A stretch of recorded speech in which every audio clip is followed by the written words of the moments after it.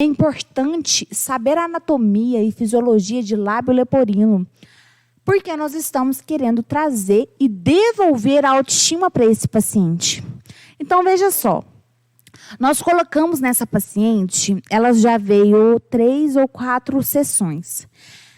Eu tive que entender aonde eu estava pisando. Então, eu tive que sentir essa fibrose. Quando eu coloquei a cânula, eu passei 1 ou 2 sessões debridando aquele tecido, descolando aquele tecido. Vanessa, a técnica mudou? A técnica, ela não muda, mas ela vai variar o começo, vai variar se realmente eu vou precisar potencializar isso no meu paciente, vai variar em caso de lábio leporino, que eu não começo preenchendo, eu começo criando espaço para que o preenchedor consiga ficar ali naquele local. Então, esse resultado que vocês estão vendo aí agora é um resultado, eu acredito que da 3ª sessão, se eu não me engano. Eu vou mostrar uma foto aqui para vocês da evolução dessa paciente. Vejam só.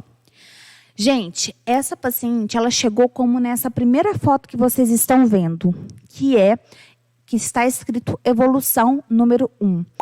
Ela chegou com o lábio muito fino e com a cicatriz muito evidente.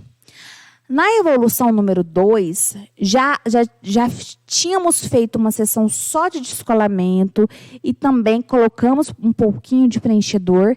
E agora dá para ver como esse lábio já melhorou com 1 ml. Na evolução 3, colocamos mais, porque coube mais. Nós abrimos esse tecido, nós colocamos espaço para que coubesse mais. E isso exige tempo e paciência. E essa foto, ela antes e ela agora, é a foto de 4 vezes que ela teve esse encontro comigo e que nós estamos ainda em processo de tratamento. Por quê? Porque é uma construção. Então, eu quero dizer para vocês com essa foto que a técnica de escultura labial, ela não muda. Existe uma técnica que é segura. Logicamente que isso não te deixa livre de complicações e intercorrências, porque o que eu estou te dando não é uma fórmula mágica, é uma forma didática de fazer com que você tenha um norte para fazer lábios artísticos, lábios perfeitos desde a primeira sessão. E essa paciente, por ela ter lábio leporino, eu utilizei a mesma técnica. Eu não precisei fazer algo mirabolante, mas os passos entre um e outro mudou. Talvez o 5º passo eu tenha colocado primeiro.